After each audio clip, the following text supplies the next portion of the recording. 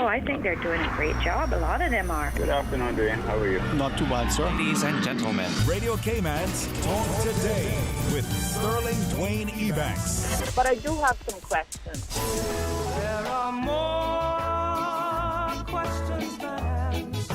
Radio Cayman's Talk Today. If you're ready to talk, we're willing to listen. Well, I really enjoy this program today. Cayman Islands' foremost listeners participation program. May God bless every person.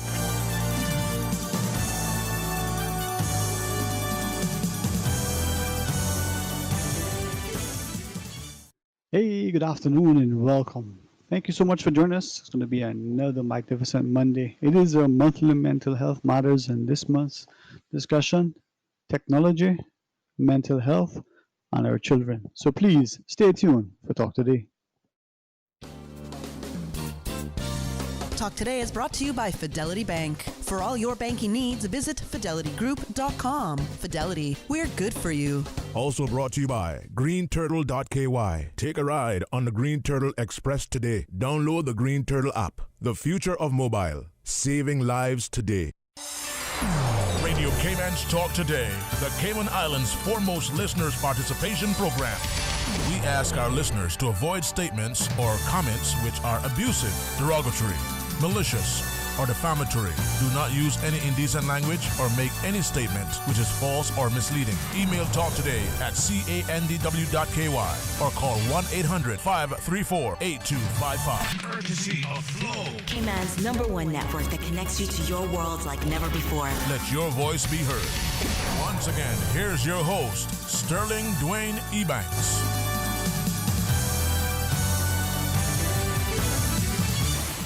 Hey, good afternoon and welcome back. Thanks for joining us. I hope the weekend was, wonderful despite being a bit wet. Maybe you've kept down the dust, maybe helped to water the weeds. Some of us even have plants that needed the water. Well, it's our monthly mental health matters show, and this month's theme, technology, mental health, and our children. And it's truly an honor, just privileged to be able to continue to work with Dr. Alexandra Borden and the wonderful panelists that she assembles every month. So Dr. Borden, again, welcome, and a special thanks to you for the incredible work you've been doing in helping us to discuss, promote, and recognize the true importance of our mental health and well-being. So good afternoon to you. Yeah, good afternoon, and thank you as well. I think this was a popular topic before COVID, but I think it's particularly relevant now with everything, all the changes that we've gone through in the past few months with the pandemic. With shifting everything, even schooling, onto online platforms and having to connect through social media. So I think this is even more relevant and pertinent right now, and looking at the impact that technology has on our mental health and our relationships. And that's the thing, we don't realize how it is, and as we get into it. But I also want to welcome mental health and social worker from Encores Cayman, Miss Natalie Baldwin. Hey, good afternoon to you. Thanks for joining us again. Good afternoon, Mr. Sterling. Thank you for having me. I'm looking forward to being a part of the show today. All right, excellent. And our final panelist from the Family Resource Center is our program facilitator and art psychotherapist, Miss Anne-Marie Diaz. Always a pleasure, Miss Anne-Marie. Always a pleasure in having you and your team in the studio. So how are you today? Always a pleasure too, Sterling. Thank you for having me. Really happy to be here and to be talking about such an important topic. And I was looking at, as Dr. Borden always provides, almost an exhaustive, list of information, resources, and the like, and quickly did a poll amongst those family and friends that allow me to sort of use them in my testing analysis, and recognizing there's probably maybe half the world's population is schooling or working or somehow more engaged remotely. But even in our own society, the impact of the strain on the technology coming into the home, what is our bandwidth, the utilization and sharing of the technology. Family of 3 or 4 may not necessarily have all the devices they need, so little conflicts. But even just having to be able to access everything at the same time to find a quiet space could be, in and of itself, a bit of a burden, a challenge, or upsetting. But there's more to it, and I don't think that we appreciate it. So, Dr. Borden, as we invite you to, with the panel to lead us down the path so that we appreciate how important this is, the notion of technology and our mental health. We may take it for granted and not quite appreciate its impact. So how do we look at this whole perspective, given what we're facing now and potentially could become the new abnormal? Because there's certainly nothing normal about this. No, that's fair. It's been a big transition for everyone. And I'd say there definitely are benefits that come with the advances in technology. And the children with it are phenomenal. I say that I learn more from the kids and the teens I work with than I have from anywhere else. They've taught me how to do a lot of things on my phone, my tablet, and my computer. So there's great things that come with the connectedness that we can have through the different social media and online platforms, being able to keep up with family that they probably, wouldn't have gotten to see or spend time with otherwise. There's definitely a lot of good things that can come from it. But the risk is going to be when children get exposed to things that they're not ready for, if they're spending excessive time on it, or if they're engaging in technology rather than other healthy habits that most kids their age would normally be doing. Indeed. And with that, perhaps, Ms. Natalie, maybe I'll ask of you. We may look at our children, but even us as adults, we would go to technology initially as a way for sort of the social interaction to see what, for us older folks, not new young folks, but, the email, but maybe social media some other way. And then we would go to technology for some sort of entertainment. But now, in addition to that, we're going to use the technology for work, for school, to check on our family and our friends. So this thing now probably went from being 60, 70, 80% of our day and time to maybe being 1,000%. I mean, it's now constant. It is, Mr. Sterling, and for us older people, I think that we didn't take into account. It's great that there might be flexibility to work from home, but being on the computer and having to use that for work, it can actually be more draining. And so it's more important to have that self-care and to decompress if you can, because we're also all doing this in our family home. And so how can you have a quiet, safe place to work and then separate yourself when you're done working? Or those lines can be blurred very easily, Maybe you just keep working. Oh, I have so much work to do, and you can't just leave the office. You're at home, so it can go both ways as well. You're definitely at the office all the time. So, Miss Anne-Marie, if I could then ask you, I did a poll, 10 people. It's not statistically significant. It's only 10 people. It wasn't random. I selected 10 people. That one I knew and would be amenable to me asking no questions, and two, I would get a very honest answer. And my question was simple, now, in the last 3 or 4 months, how much of the technology, what are you using it for? And in the past, they said, well, it was to do these things, but now it's to exercise. So they're not just using it for a video to look at, to follow along, but their physical fitness coach is on a video. The technology is constant. And then the other thing, given the lifestyle that I think I know that they have, they're working remotely, but whereas they were in the office maybe 7 a.m. to 7 p.m. or 8 a.m. to 8 p.m., they're in the office, in their pajamas, in their bedroom, in their bathroom, in their kitchen, constantly from 5 or 6 a.m. to 11, 12, 1 a.m. And they're constantly at work, not taking break, but they're at work. And then when they go off work, their work is on their mind. So what does that mean for us then when we look at how this thing is impacting us? And I know we get to our children, but here is us as the parents leading the example, or as it were. Yeah, I think you're peering into my house right now, Sterling, because I right now am on technology doing my work from home. So, I mean, I come from the perspective that, technology has been such a useful tool right now. It has really, a lot of us still have jobs because of technology. Our children have been able to still engage in crisis schooling because of technology. And of course, there's been some, as you say, some barriers there that the Ministry of Education has attempted to support. And it's kept us in contact with our family and friends. So when you look at it as a tool, and as a useful tool, and you use it as such, you can really take on that position of, you know what, this has purpose, and I'm only really going to use it for the purpose that it has, but also acknowledging that overuse or misuse on my part as a parent or as an individual, you know, that plays a part. My children will see that. I have to be a role model for healthy habits. So there's a lot to be mindful of, and of course to communicate and create within the family that culture, that healthy culture, that technology is a tool, so therefore we're in control. It doesn't control us, right? Right. Okay, so when we come back from the break, then let's continue the discussion. And as we were talking about, it is the idea of technology and mental health on our children. Well, as parents, we lead by example, and oftentimes don't even appreciate that we're saying to our children, you know, do as I say, not as I do, even though that's not our intent. And now that we're working constantly, make sure we're connected to the office, serving our clients, you know, taking care of business, as it were. How do we say to our children, well, wait a minute, you know, we need to step away? So are there things that we need to do more now to be very, very conscious and deliberate? Maybe we can delve into that. Maybe we can ask about the physical, the psychological, and any other impact this overuse and abuse could be having on us. All right, to our listeners, we invite you to stay tuned and rejoin us after the break.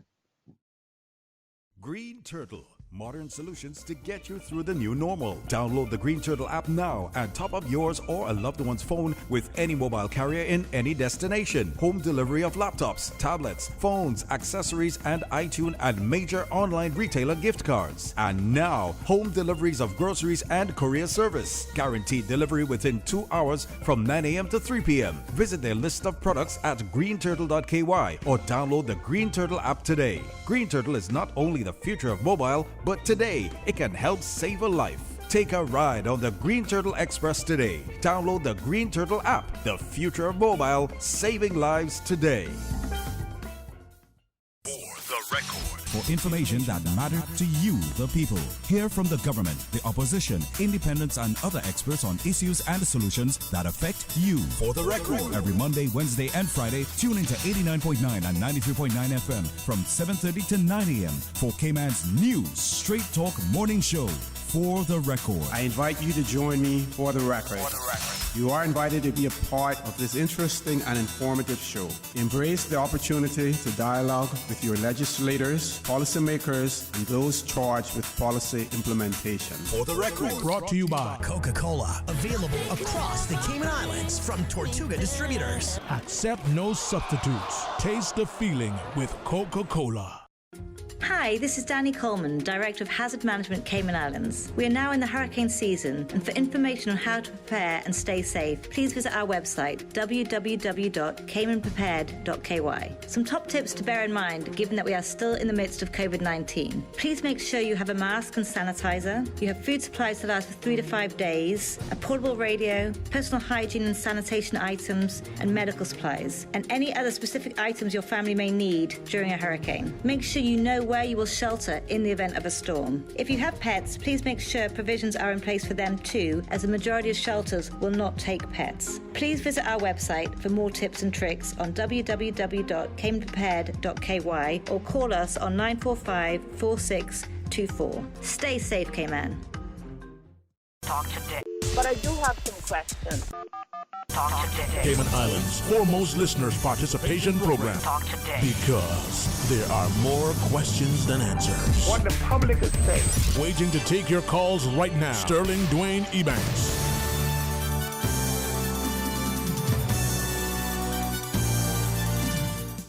Hey, good afternoon and welcome back. Thank you so much for joining us.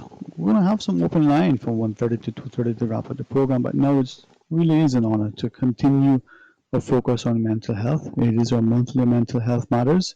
This month we're talking about technology, mental health, and our children. And it's always a distinct pleasure and a great sense of public gratitude to Dr. Alexandra Borden for facilitating the discussion. Now, together with Ms. Natalie Baldwin and Ms. Anne-Marie Diaz, we have this excellent panel again. So, Dr. Borden, if I may then come back to you, well, before I ask any questions, you wish to jump in? We are remote, so sometimes it's not as easy to see and pick up on the cues, but anything you want to jump in and share with us as we continue the discussion? Yeah. Yeah, I think that it's interesting seeing what's going to be, where we're going to be going with this. And I think that, there's a lot of new ideas that have come out with the recent pandemic as well. And so I think, finding the new tools and embracing what we're able to from it, but then also, as Ms. Emery said, working on making sure that we're in control of our use is important. Because even the idea of things like Zoom fatigue, which we've been studying more in adults, there's actually, more recently they've been looking at with children, and it's a real thing. So I think, while we've been concerned about mental health and technology with the kids for a while, there's even newer things that are on our radar now with mental health professionals and supporting families. But is it then perhaps, well, I should have before I asked, Ms. Natalie, you want to jump in and say anything, or Ms. Diaz, perhaps Ms. Natalie first? Sure. I'd actually love to add to say that the Family Resource Center, myself along with my colleague, Ms. Meher Lamba, who recently joined us, we completed a 2-part webinar series, which can be found on our Facebook page under our videos, or you can go to our website at frc.gov.ky and look under our parenting resources, where we actually take parents step by step through trying to get from perhaps an unhealthy environment or from unhealthy behaviors to a healthier space and a healthier perspective when it comes to technology. So I highly recommend, if you have access to Facebook, go onto our page and watch our videos. They're very helpful, and you can always email us anytime at frc@gov.ky if you're thinking, you know what, this was great and I enjoyed the information, but I really need specific help around this, particular area. Then you can reach out to us and we can provide individual support around any parenting issue, and that includes technology. All right. Thanks. And Ms. Natalie? Yeah, I think that there's multiple different issues that can come out of, mental health and technology. Like Dr. Bawden said, that we're concerned before, and it's still a concern, but now we're kind of having to navigate through that altogether, because that's kind of our livelihood, or was kind of for a while a livelihood. But I think it's important. I really liked how at the beginning of the show Dr. Bawden said that a lot of her kids and teens had to help her. And I think this is, I see everything as a learning opportunity, as an opportunity to learn and grow together, especially as a family. And this is a time for some of our kids and teens to kind of shine and show some leadership skills and empower them, because they probably are more technologically advanced than us. And that can help bring the family together by them working together, learning how to do things like Zoom or set up the backgrounds, the cool different backgrounds on Zoom. So those are just some of my thoughts of maybe some of the positives we can look at, not just the negatives as well. And I appreciate that. I think it's always good to be able to look, at as many sides as possible. There are positives, but then are we, as Dr. Borden shared earlier, that we noticed in the past that we were concerned with the use or the overuse of technology. Back when, we were watching TV, it was just that one-eye monster that we stared at, no remote, we didn't get up. Then it became, much more interactive sort of platform. Now we have this thing that is, for some, almost embedded in them. Where we're going to the wearables, or whether we're trying to merge the human and the machine. But even the child, is there a concern that our children, the adolescent, as well as the tweens, that they're there now using this thing constantly, switching from schoolwork to gaming, going from maybe socializing, but also being the IT consultant within the home for us older parents who are not familiar with some of these things. I mean, how many of us knew these things existed 3 months ago? Yeah, I agree, Sterling. I actually wanted to add a bit to what Natalie mentioned. She's absolutely right in that children have to be a part of the conversation. And the two-part series we go through, we really encourage parents to be collaborative in their approach with their child when it comes to setting, maybe it's new screen time rules or a new screen time system.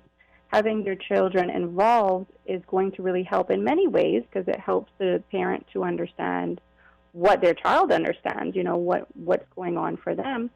But most importantly, it also increases their motivation to follow through on whatever the new rules might be or the new system's going to be. Because if our children have a say and their opinions are being valued, they're more likely to follow through on what you're guiding them with. And a big part, definitely, what I know you would agree with this, Sterling, is our family values, right? How does technology, how is family values and technology kind of married? And so an example could be you talk about the gaming, right? Okay, so my child comes to me and he or she wants to get this new game all his or her friends have, or I know that, parents are now buying all their kids, this new special game. I better do it. Well, actually, just because other people are doing it doesn't mean it's actually in line with your unique family values, right? We're all unique families and have different perspectives on different things. And so it's important to go ahead, research, what's the rating of this game? And even going on YouTube, looking at some gameplay, are you okay with the content that your child is going to be engaging with? And another incredible website, which I utilize all the time, and my little child is just going to be 3, but it's still really helpful no matter what the age of your child is commonsensemedia.org. It is just a godsend for parents because you can go on there and you can find out, what are okay games for toddlers? Are there positive TV shows that my teen could be watching? And you can look those things up. You can engage with other parents. You can watch videos. You can also show your children some of the content as well to educate them in terms of being, safe online and things like that. So I do highly recommend that website. And I highly recommend, just being very mindful in the choices you make around technology and really ensuring that it's in line with whatever your family values are. Excellent. So, Ms. Natalie, then, from that perspective, it seems that the more we become concerned, with use and overuse of technology and mindful of the positives, but as parents, we got to sort of use technology more in order not to use it as much. In a sense, go to the website, get helpful hints. Go to the website, get helpful videos. Everything's being delivered now remotely. Even your car, is being delivered to you. So, how do we balance that? I think what Ms. Anne Marie said is a great answer because that's the number one question, right? How do you balance it? What's the great answer? And that's something where it needs to have this open communication and dialogue with your family values, and even as if you have a partner, what y'all want to set, because ultimately children are like sponges, even teenagers, young adults, and they're going to follow. They're going to follow what you're going to say, but then on the flip side, it's difficult. We're now stuck at home in stressful situations, and social media could be, and technology can be escape for family members if they just need some alone time. But then actually, studies have shown that decreases communication within relationships and families. So I would say to balance is I'm very consistent on having a good schedule or routine and trying to stick with that. Us as humans, we like the control and the consistency, especially when we were staying at home. We didn't have nothing was in our control. So to try to create a schedule altogether and stick with that, this is the time we're going to do this. But then also we have to think about with technology, and I'll try to make this short because I feel like I'm just rambling now, Mr. Sterling. That's all right. In the beginning, everyone would hover around the TV or the computer during 2 o'clock to watch the press briefings and stuff like that. So then there's this underlying schedule of routine of technology that wasn't communicated, but it's like, okay, we all have to listen in at a certain time. So I would just say the balance is what you would think would be best for you and your family, and discuss that as a whole and to increase the communication. Okay, so let's respectfully, we got another break to take, but when we come back, pick up on that notion of family values, what one particular family may have as its sort of ethos, what is important for them, and then sometimes look at our teens, for instance. They're gaming with their friends and they're all, I understand now that there's a party, but everybody's home. To me, when I was young, the party meant that you all were in the same place. So they're all online in this group in. And then the notion that have we now, more than ever, because of all this that's going on, become even more conditioned. Picking up on your point, at 2 p.m. the bell rang, and everybody was glued to the one-eyed monster, watching the talking heads tell us things that were conflicting and confusing, and in the day we went about. So have we now treated that thing so that we get up in the morning, and the first thing we do is we grab the device? Maybe in a bit of a jest, but perhaps in serious information that you guys can share. Can we talk about some of those things, the conditioning, the family values, the new abnormal, as it were? All right.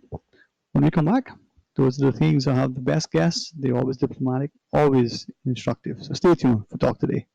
We are here for you. Whether you are in extreme financial need, have lost your job, have been directly or indirectly affected by the pandemic, we are here. The Chamber of Commerce Pension Plan is here to assist through the Cayman Islands Government Emergency Withdrawal Program. To withdraw, visit chamberpension.ky and complete the online application form by filling in your personal details, the amount you wish to withdraw, and upload a notarized government ID such as your passport or driver's license. For information as it happens, visit chamberpension.ky or follow our social media pages on Facebook, LinkedIn, or Instagram. Email admin@pensions.ky or call 745-7630. We thank you for your patience as we address the high volume of email and phone queries. The Chamber of Commerce Pension Plan. You can count on us.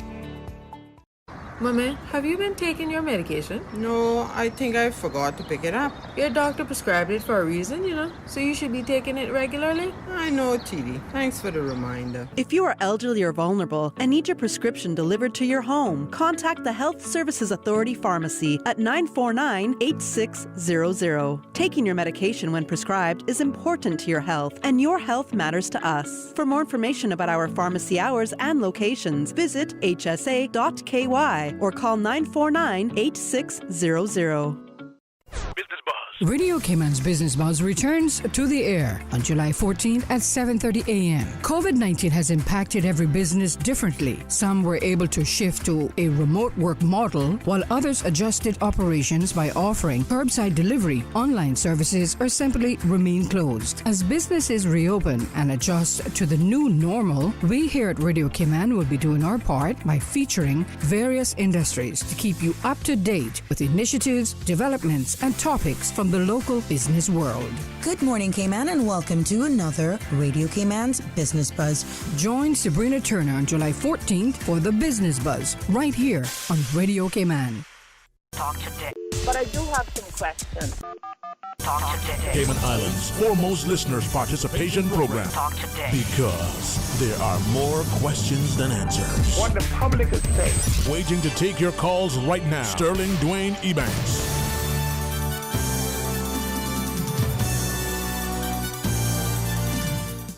Hey, good afternoon and welcome back. Thanks for joining us. It is our monthly Mental Health Matters, and this time around we're talking about technology and mental health and our children. Dr. Alexandra Borden, together with Miss Natalie Baldwin and Miss Anne-Marie Diaz, are our guests. I trust that what I sort of left on the table prior to the break isn't a great position, but from that perspective, then the conditioning and the use and abuse, the things that we're asking, would you be amenable to maybe delving into that somewhat? Dr. Borden, do we start with you in this round? Yeah. talking about how when we get up, we pick up our phones. Yep. Yeah. I saw just to help you, I saw a comedian reference a study 30 years ago, versus now. And apparently now, the majority of that's what we do. First thing we get up. 30 years ago, we went to the bathroom. That's the first thing we did. So our lives have changed. But anyway, what do you think? Well, I think that a lot of us unknowingly spend a lot more time on technology than we think. And that's where there are some really helpful tools. I know that me and my friends downloaded one of the apps that measures how much time you actually spend on social media, and it's amazing. Just how much time, even just a few minutes here and there, adds up, or especially things like at night. That's something that I see with a lot of the teens that I work with. At night, as you just even scrolling through social media, there's so many feelings and emotions that get activated. And of course, you got the blue light from the phone to activate and keep you interested. As far as the waking up part, it's important to be mindful of that, because a lot of times, whatever we look at first, that then kind of sets the tone for our day. And a lot of people, what they're seeing is it is, either a lot of times with adults, it's work-related stuff. So teens is probably jumping onto social media and seeing what's going on. So depending on what we look at first, that first thing in the morning, can really guide how we feel throughout the rest of our day. So I think it's really important to be mindful of when we're looking at social media and how much time we're spending on it, because a lot of us are spending more than we realize. And even if we're not saying that to our kids are seeing it. I know whenever we've talked about reducing screen time with kids, the kids always say, well, make my mom or my dad do it too. So. And I guess there's a flip side to that too. I mean, in one of the 10 individuals that I poll, I won't, identify him with his consent. He said, after a conversation, probably something I said, and hopefully I didn't get him in trouble with his family, but he decided he would try this. Okay, family, at this time of night, we're not going to look at our devices. And two things happened. He was the first one to break it. Obviously the job he has, it's important, right? But secondly, he didn't realize how unconsciously, not just the conscious attempts to the phone, but unconsciously you access the device. And then how many devices we have. So we may not go to the smartphone, we may have a tablet, we may also have some sort of laptop or something else somewhere that is still a device connected to social media, to emails, to communication with the work, with the colleagues. And so 3 or 4 devices may be at our disposal. I didn't ask that, perhaps, Ms. Natalie, from the perspective of as Dr. Borden saying, we're not leading by example, we're setting unhealthy examples, and then we're on it in so many ways. Is that ding that we hear, not unlike Pavlov's experiment, with the dog? Have we all become so conditioned now that we no longer can separate, the use? We just do it all the time. I definitely think I agree, and I have to admit, it's easier said than done, because I'm the very same thing. I have to catch myself at night and in the morning, because that is still sometimes I will try to grab. First thing I do is my phone. Let me just go through my phone before my day gets crazy. Instead, it would be better, it would be more mindful to do like a meditation. Or, instead of that's the first thing you grab for. And I think that is a conditioned thing, because if you really think back, it was 2004 when Facebook got invented, and that really wasn't, in a sense, too long ago. And that's, technology has increased, especially since, even now, I feel like there's always a new trendy thing, a new game, something, and just to keep up with things and the news. So I believe it is conditioned, but it takes that much more effort to stop. Last week my phone broke for a day, and I felt lost. And that's how sometimes we feel if we don't have the technology around us. It's unconditionally become our security blanket, which can be something to be really mindful about. Indeed. Yeah. Everything is stored there. Summary? Or is that Dr. Borden? Sorry. If I can add, because you're talking about Pavlov and conditioning, Mm-hmm. and there definitely is that part to it. There's definitely a behavioral part to it, but also a biological part to it as well. We talked about the dings on the phone, and that sometimes we actually get like a dopamine release with it. And so that is, which is what we essentially look at when we're looking at things like drug use. And that is, it feels good, right? It's exciting. It's something different. That's why we'll leave whatever we're working on to shift over and look at what's happening. And that is the concern with, kind of excessive consumption with social media, emails, and even gaming, to the point where they are looking at things like gaming disorders and internet addiction as well. Because there's the behavioral process, there's also actually a biological process that mimics it as well, that reinforces it, which is what makes it hard to disconnect. So if I could share a practical strategy that we talk about at Family Resource Center that could be a game changer for a lot of families and can potentially be a gateway to increasing other healthier habits. We talk about tech-free time, and sometimes that can be difficult for families to set up. So even more beneficial than that is tech-free zones. And so we have the bedroom can be a tech-free zone. And the reason for that is to increase our sleep, to prevent things like it being the first thing that we go to in the morning, as well as the dining table. That's a good tech-free zone because it's going to increase our quality time, our positive and healthy interactions with our families. We can talk and talk about highs and lows of the day. When we're finished our dinner, we can clear away and play a game of dominoes or something. And so it can really be helpful to set up tech-free zones in the house, and definitely the bedroom and the dining table can be your first places that you start with, and a third could even be the car. When you're picking up your kids from school, instead of it being okay for them to go on their gadgets or their devices, that's an opportunity to find out how their day went. What were some great things that happened today? I know you were worried about your math test. How did that go? And have those conversations and that quality time instead. So that's something I'd recommend that's practical for parents. So then, could we then ask at some point, creating these tech-free zones, or even, going screen-free for either an extended period within the day or even little mini periods? How do you do that? How easy is it to achieve that? Given that, whether let's say we have teenagers in our houses, but even our pre-teens, they're on this thing constantly, especially now when they may be limited in interaction. Is that something that we do? And how do we do it? How do we get to that space where it doesn't feel like a punishment and this device isn't, consuming us in a more than it already has? Absolutely, I'd agree. I wouldn't call it easy. I would say, take the perspective that it's potentially necessary.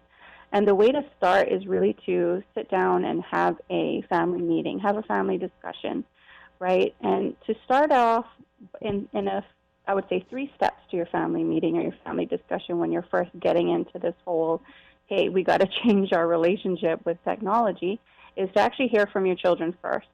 Hear their voice, hear their points of view, and ask them open-ended questions such as, what do you like about technology, or what do you like specifically about your phone or about Facebook? Whatever you think that they utilize the most. What do you like the most out of that? What are you getting out of that? And giving them an opportunity to also process some thoughts, because they, like you say, they potentially are using it unconsciously because it's just a part of life. And so that gives them an opportunity to really engage with you about their actual feelings and thoughts around technology. And once you've heard from them and heard from kind of their, what they get out of it and their needs for it, you can take that into consideration. It's kind of like, a parent is a leader of a family, just like potentially a supervisor is of a team. And as a team member, you're more likely to follow through on what a supervisor tells you to do when they've heard your voice and they valued your opinion than the supervisor that doesn't really care what you think and this is just how it's going to go from now on, right? And so when you you come from that leadership standpoint, you hear their points of view, and then you share your concerns and say, you know, I think that's great, and that you're able to use Facebook to chat with your friends or WhatsApp to chat with your friends, and that's absolutely fine. But we have to negotiate and collaborate so that my concern is that maybe you're on it too much, or, you know, I don't like that you use it in the bedroom, but I'm okay for you to talk with your friends. Let's figure this out. And so you're probably naturally going to come to this point of view or this collaboration with your child that, okay, so you get to go on WhatsApp at, you know, maybe specific times, or maybe it's just you can go on it, just not in the bedroom. You have to be within my supervision. So with that respect, let's just hit the news. But when we come back then, could we ask about societal norms and the fact, come back to the family values, you know, in this household, this is what we're trying to do, but we know that, you know, your cousin, your neighbor, your classmate in their households, you know, oh, it's okay. Are we then at risk as parents within the households, either unconsciously, inadvertently, or maybe even deliberately, we don't care, that we are causing turmoil in another household? Words that come to mind, like, you know, helicopter parent, for instance, that involve engaged parent, maybe now misconstrued as this overprotective, overbearing, over-involved parent. Is that same sort of occurrence in that non-technological era translating into what we have now when we don't have shared values? Is that something we can consider after the break, perhaps? All right. Please listen to the news, and when we come back, more talk today. Today's biggest news. Radio Cayman. It's only 2 species that we have here on the island. Your voice, your choice. It is in the best interest of the people of these islands. Local, regional, international. This is Headlines from Radio Cayman's newsroom. Today's biggest news. His Excellency the Governor Martin Roper is pleased to announce the appointments of Acting Magistrate Vanessa Allard, Robert Jones and David McGrath to the Cayman Islands Summary Court. These acting appointments were made on the recommendation of the Judicial and Legal Services to His Excellency the Governor following an increase in matters in the Summary Court as a result of the current global health pandemic. Good afternoon, I'm Dion Anglin with your headlines. U.S. infectious disease chief Dr. Anthony Fauci is being targeted by the Trump administration as tensions rise between the health expert and the president. The White House has been increasingly critical of Dr. Fauci, and on Sunday, an official shared a list detailing past apparent erroneous comments, Dr. Fauci's changing advice on masks, and remarks on COVID-19's severity are among the points from the White House.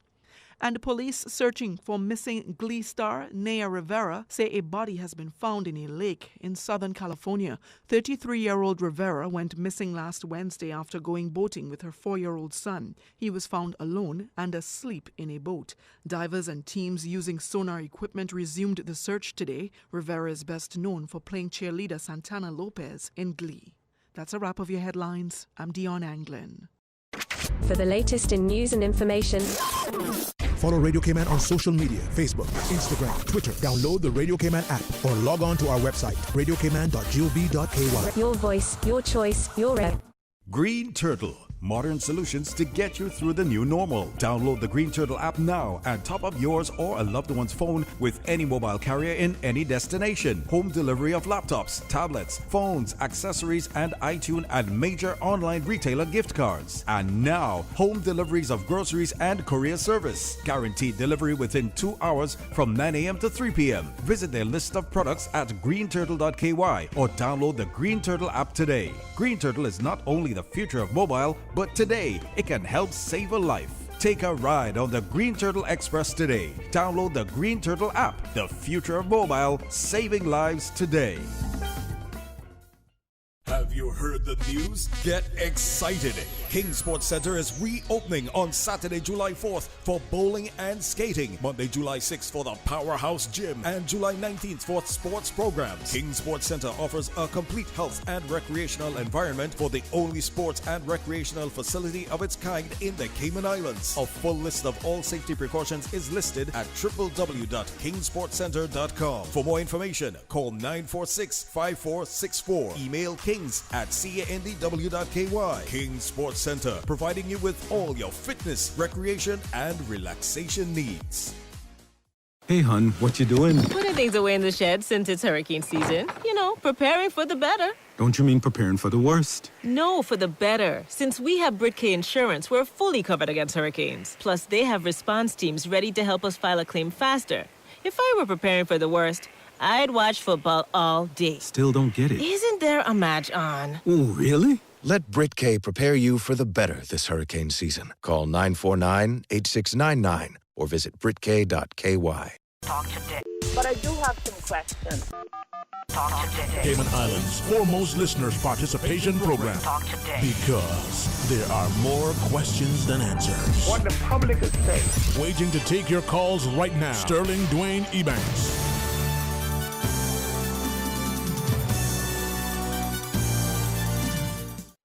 Hey, good afternoon. Welcome back. Thank you very much for joining us. And again, a special thanks to Dr. Alexandra Borden for constantly, very diligently, with such a dedicated, mindset to ensuring that our monthly mental health matters unfolds. This month, mental health, technology, and our children. Well, we have Dr. Borden together with Miss Natalie Baldwin and Miss Anne-Marie Diaz. Again, ladies, thanks very much, not just for the work you do, but for making time to share with us. So as a public, we appreciate how important, our mental health and wellness is. Prior to the break, as we continue discussion, anybody who wants to add anything so that we continue discussion and don't miss the opportunity? Well, I'd like to say, Mr. Sterling, is I think having family values and having the open communication with family, but we also need to keep in mind the families that need a little bit help with the communication, and it's not the best. It's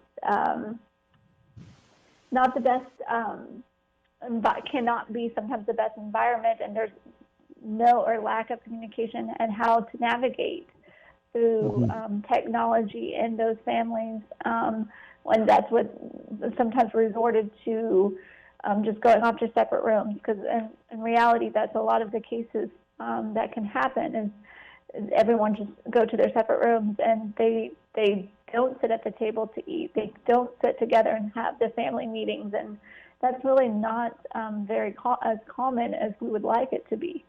So I'd like to keep that in mind and what we can do, to help those kind of families out as well. Indeed. Dr. Borden, Ms. Anne-Marie? Go ahead, Dr. Borden. No, that's okay, Ms. Anne-Marie. Go ahead. Well, Sorry, ladies. I'll share another practical tip in addition to the zones, which, again, is a process and how to figure that out. It could be before bedtime.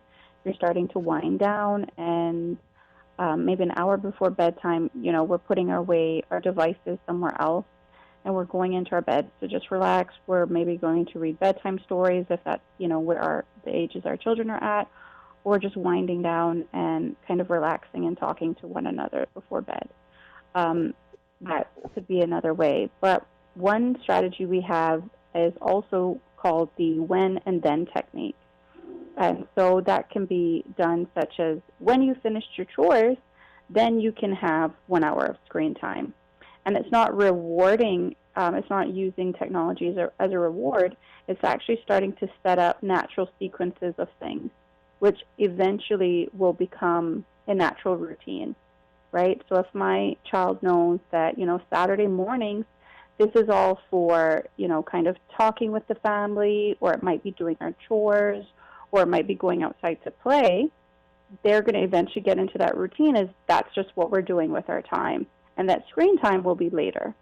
And so setting up those natural routines can be really helpful within the family.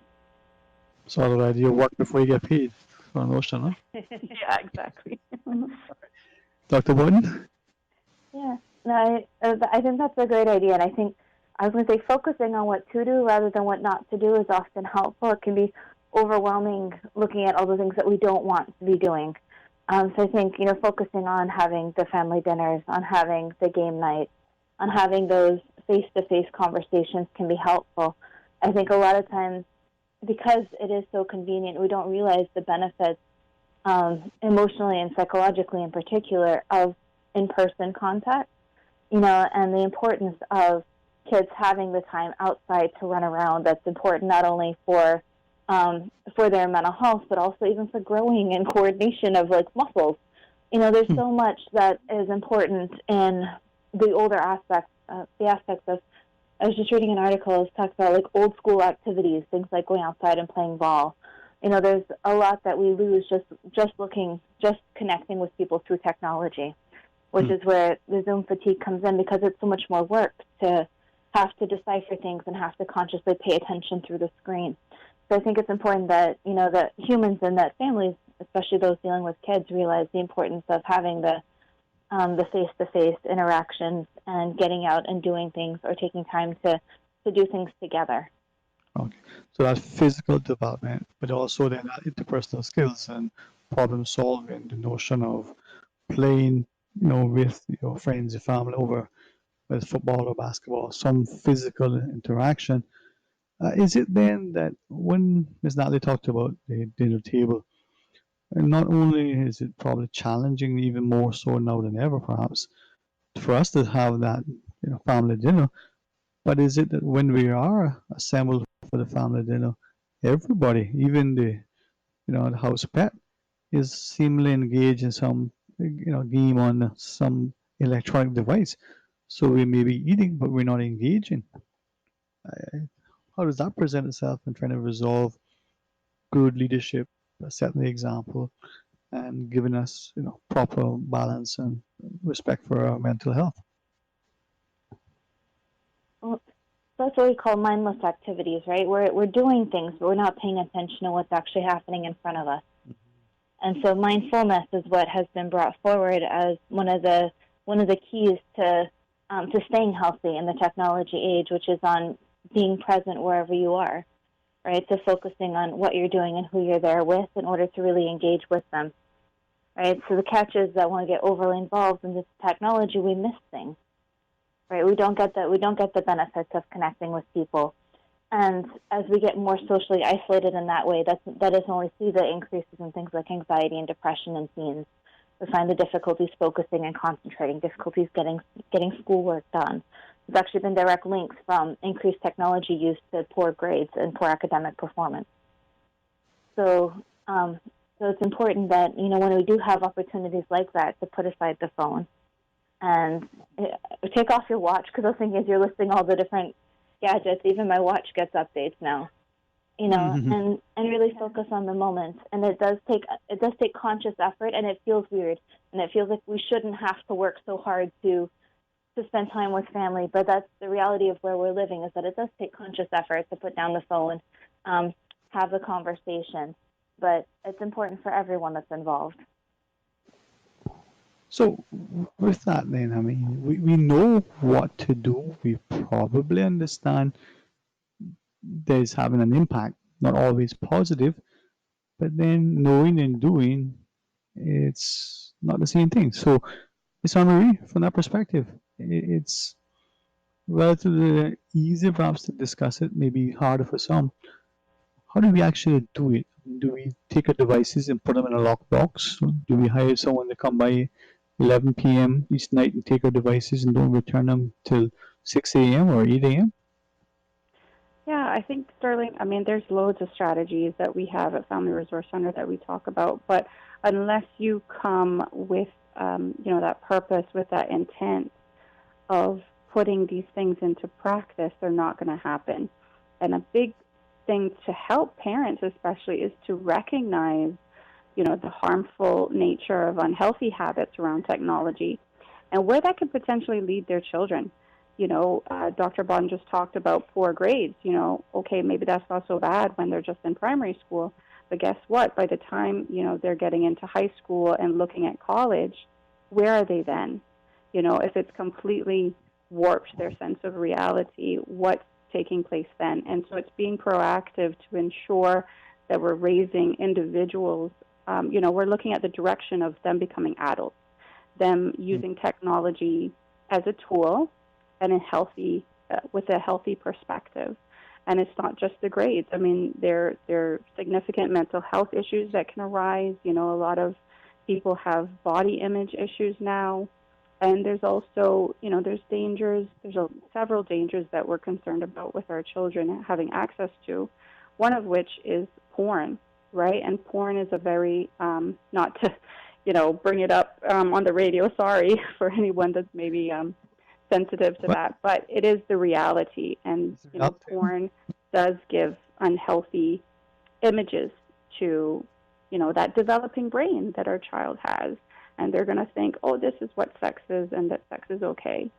And so something I touched on briefly in the webinar is to actually talk to children early and often about sensitive subjects. You know, if it's body image issues they're having because you see them watching makeup videos all the time and looking at themselves and not eating enough food anymore, you know, talk to them about their strengths that are not just appearance. What are they also interested in that they can focus on and create goals around?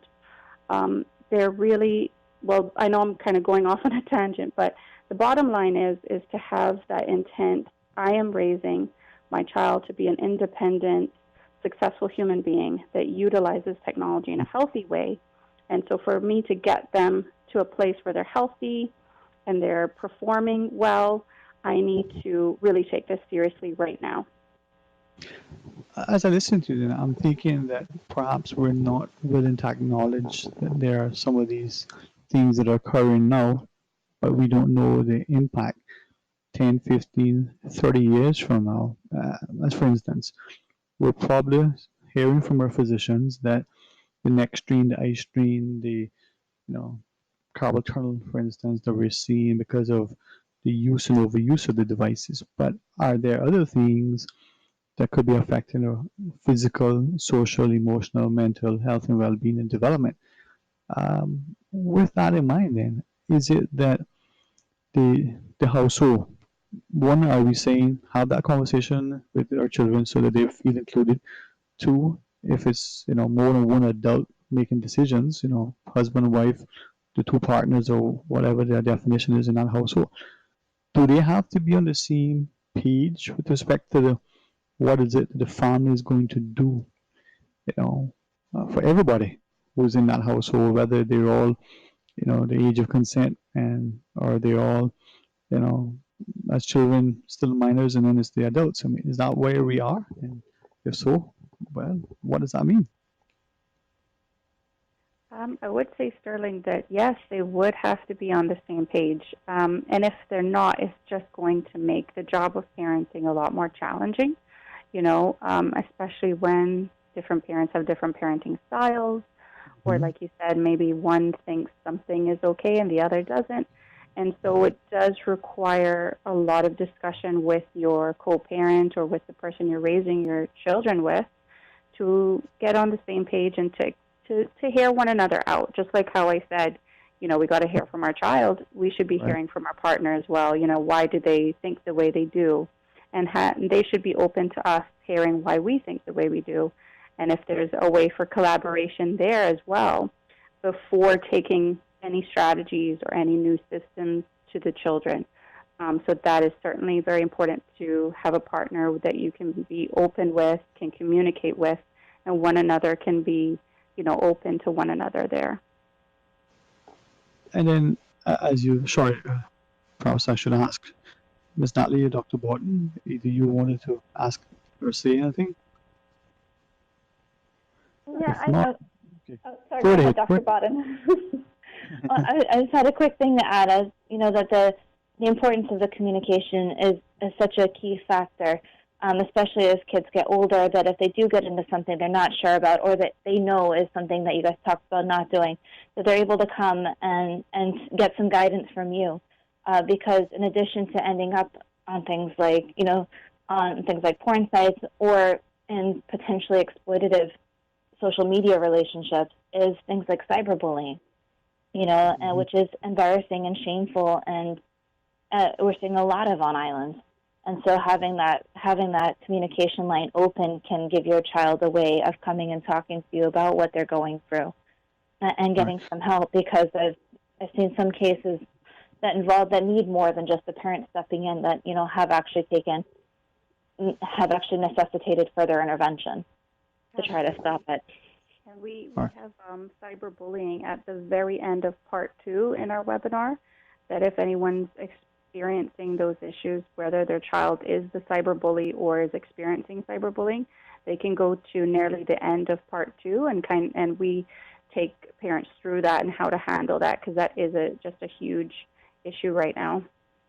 Okay, let's take this caller, but maybe we can talk more about cyberbullying. One of the questions that just came in on the WhatsApp is, they list a number of things that for some reason as a society everybody knows about, but it's not in the media, it's not being discussed. We hear no or very little sort of guidance or comments about it. But let's take the caller first. To our listeners, we have Dr. Borden, Miss Natalie Baldwin, and together with Miss Anne-Marie Diaz as our guest. Hey, good afternoon and welcome. Good afternoon. In this discussion this afternoon, I hear a lot of reference being made to websites and webinars and all of this kind of stuff. And I ask the first question I'll ask. In the webinar that is being presented, are there any CI sensitive, CI perspective presented in those webinars? Well, can you be specific? Is there a specific Caymanian topic or Cayman Islands? Well, I think just the general topic of Caymanian parents' relations with their children from the past, and looking at how that could positively play into today, the present, because they say the present is the fulcrum in which the future and the past is balanced. And we're talking about the children now, and they're the future of this country. I'd agree. I think from, growing up in Cayman Islands, my grandparents, what they shared with me and the values and the activities and everything I learned from them and I was exposed to, it is different and was different to maybe my own parents, and then how things have evolved for me as a parent now, as a Caymanian, raising a Caymanian child. I would say times have changed, and the reason we're focusing on technology is because it is such a huge part of our lives. Even as Caymanians living on a small island, we're almost just on par with what's going on in the rest of the world in that respect. And so, we certainly, when we talk about family values, that certainly Caymanian, family values is a part of that as well. And so what you represent and what is important to you, if that's the history and what your grandparents or your parents taught you, that has to play a part. And so if you feel, we should be spending more time together as a family, we should be playing, dominoes or going out fishing, hey, let's have that. Let's have that balance of activities, and so that we're not just on the phone and on the computer and all these different things all the time. Well, is there a sweet balance of that in these webinars? Because I've never seen one of them, never looked at them, that are being presented. Well, you can certainly go on there and, take a look. Give us any pointers that you think maybe we've missed. We are trying to stay sensitive to what our population is in the Cayman Islands, which is really now a melting pot. And certainly, so it is maybe a bit more general speaking, but it certainly applies to our Caymanian families and any other families that are living in the Cayman Islands. Should most likely probably be skewed towards the CI identity, the CI sensitive? Like I said, sir, it certainly is taking into relevancy all the parents that we serve. We invited a lot of our parents on, which most of the parents we serve are of the Caymanian population, and they all found it beneficial to what they're experiencing right now. All right. Well, I just think that, maybe a good use of some of this technology, and I'm not sure whether a lot of this is in the archives or not, but if some research was done at the archives to see what, and these are teachers and some of them were parents, what they were saying about parenting and teaching, because a child spends usually more time within a classroom setting than, or I shouldn't say more time, but, quite a bit of time within a classroom setting as he spends at home with his parents. And people like Genevieve Budden, Miss Izzy Powell, Ridley Powery, I'm sure that some of the aspects that they could share, because they were dealing with all of these things back then, parents and children and so forth and so on. If some research was done at the archives of their perspective of what I would call CI sensitive stuff as far as parenting would go, I think would be probably more beneficial than the Amazon website or whatever website you go to as per CI. I do, yes, I hear your point. Yeah, sorry, one more. Sorry. Oh, sorry. Sorry about that here. It's just the inability to see everybody one time. Okay, go right ahead. Who's first? Miss Anna Marie, Dr. Boyd, was that? Miss Anna Marie can go first. Sorry, yeah, I was just agreeing with his last point in that it is important to listen to what others, like he said, the CI perspective, and hear what they have to say. Absolutely.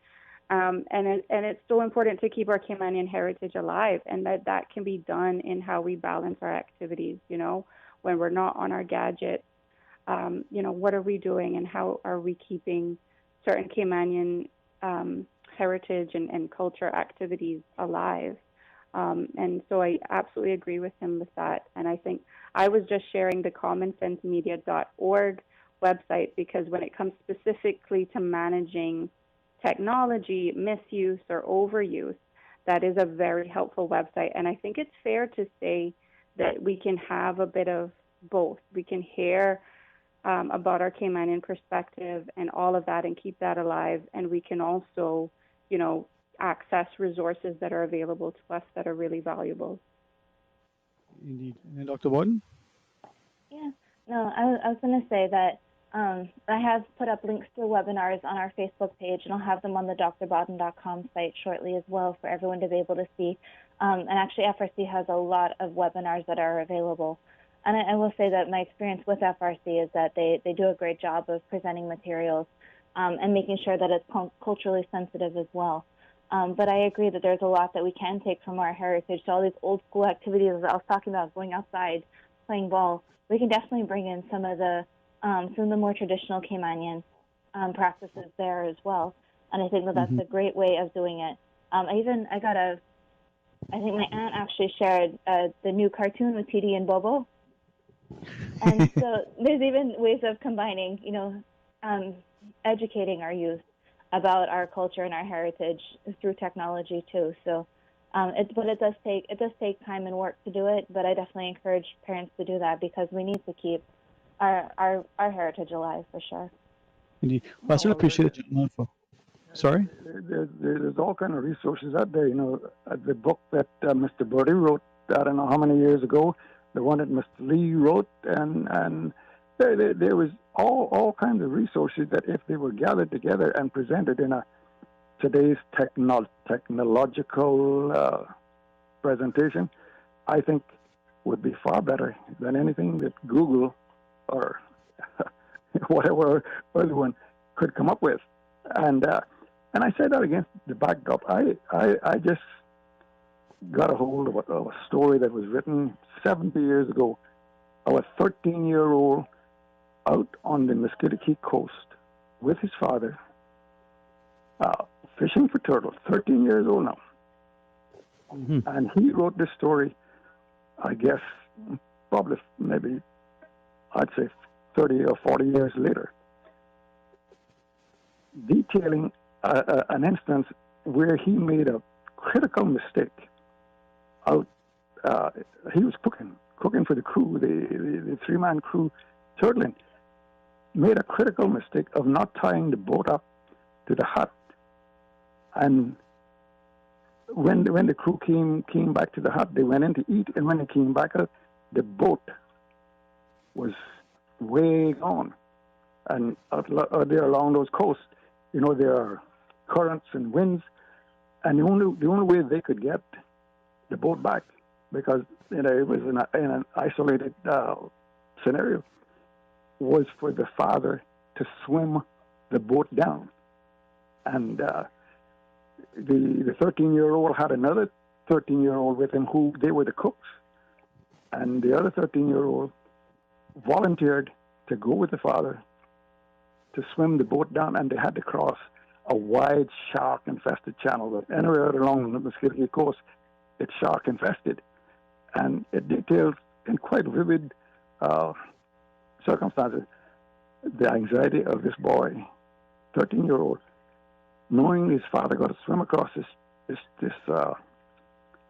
shark-infested channel to get the boat, and knowing that it was his fault that he didn't tie the boat to the hut when they came back from fishing, and they were hungry as heck, and they went in to eat.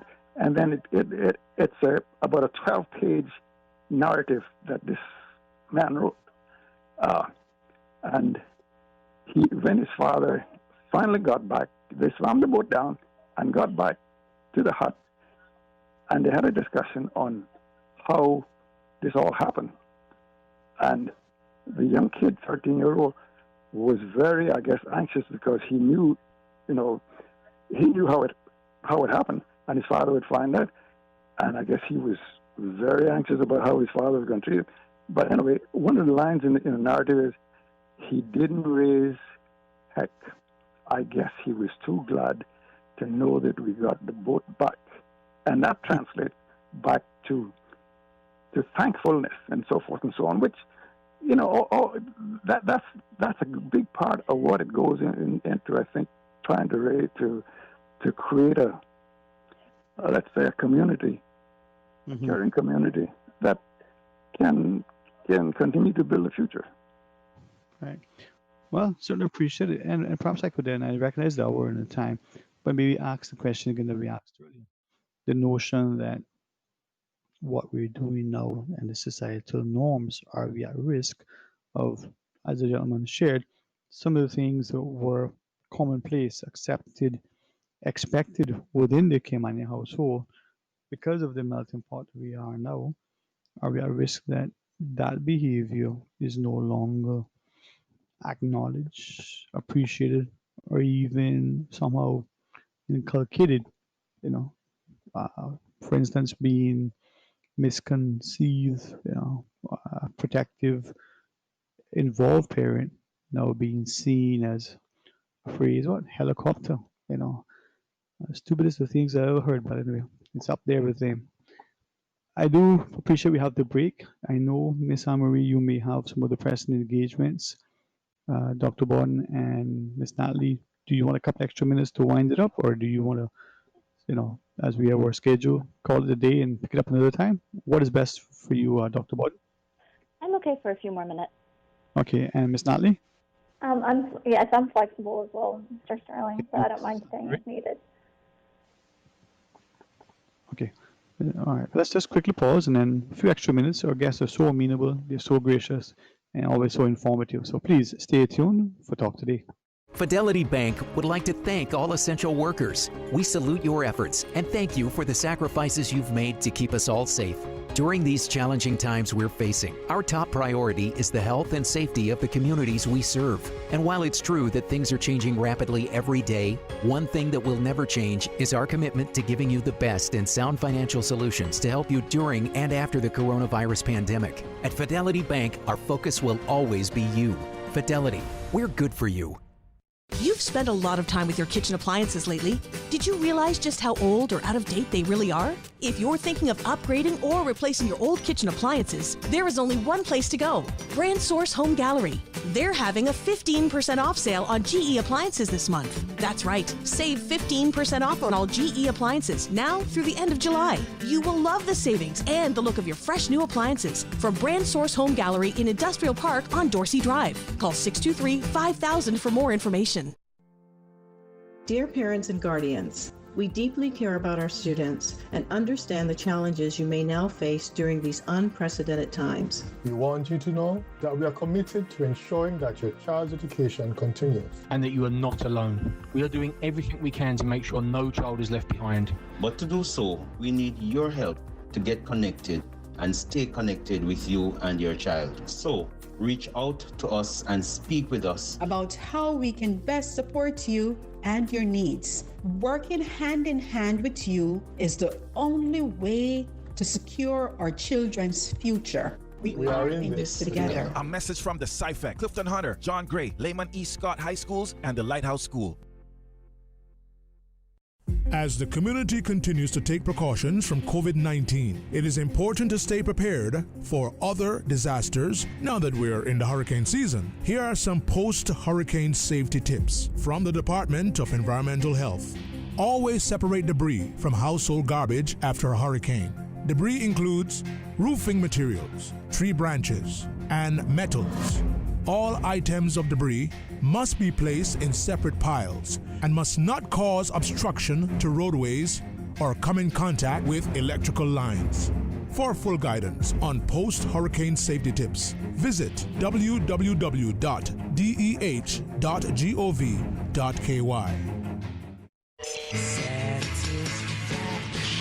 Satisfaction is guaranteed 24 hours a day, whether it's music or information.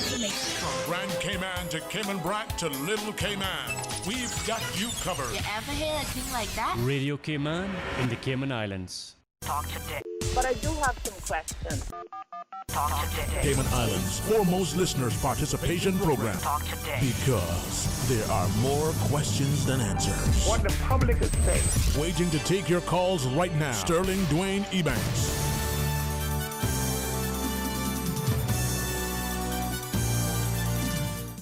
Hey, good afternoon and welcome, Mike. Thank you so much for joining us, and especially thanks to Dr. Borden, Miss Natalie Baldwin, together with Miss Anne-Marie Diaz for sharing the time with us and, recognizing how important it is. Maybe we'll take a few minutes just to finish up our conversation, as it were, but the call as usual, it always gives us some insightful sort of comments and causes us to think, as you were. Perhaps any thoughts on the last question and any closing thoughts? Start off this last sort of segment, Dr. Warden, with you and then Ms. Natalie. Sure. Yeah, I think he had some good ideas of things that we can use to connect with kids. And I think it's really important that we do keep our youth connected with our heritage, but also to still be aware of what they're dealing with as well. And I think that so often, because kids and teens are so much more knowledgeable and experienced, that a lot of times they get themselves into things that maybe even they're not sure of, that it does take some work from parents to figure out what their kids are doing and trying to stay actively on top of it to make sure that what they're doing is healthy and helpful. But I love the strategies that Ms. Natalie and Ms. Anne-Marie have shared, to make it a conscious family decision and find out what they would like to do, the kids, and, parents as well have your ideas of what you would like to do as a family and ways of getting out and seeing friends more now that the restrictions are lifting, and ways of engaging more in person and perhaps more with either cultural or physical social activities to really build that social support back up. I think that's the thing. Before Ms. Natalie jump in, just a quick message from one of our listeners, a quick comment. sharing that they used to have, family game night on the weekend. Now because it was in school, they've changed it. It's midweek. Just changed it up for the summer. We're not going to be traveling like a weekend. So, Miss Natalie? Well, yeah, and Mr. Schilling, I like to end everything on a positive as well. And I think it's great. This is a good opportunity to incorporate family game night again and do things that aren't technology based. One of my favorite things when we had more of the shelter in place, I would go walk my dog more, like 6 or 7 at night. Well, within the hours. And it was interesting because I saw so many people on the road that I've never seen before. And it was packed. It was like it was happy hour. And it was a little frustrating at first, and I thought, this is great. That means people are out and getting exercise and moving and doing something. And I know that's great for our mental health and for physical health. So even if you're not able to sit around the table for family dinners, still encouraged to go back to keeping up the walking because now that the restrictions are lifted, there's not near as many people walking as there was a month ago. And I can see it's really easy to fall back into those old habits that aren't necessarily the best. So I would just encourage to be mindful, like Dr. Bodden said, of what we're doing, the examples we're showing, and how we can give ourselves enough grace to create the positive, to keep creating the positive behaviors with technology.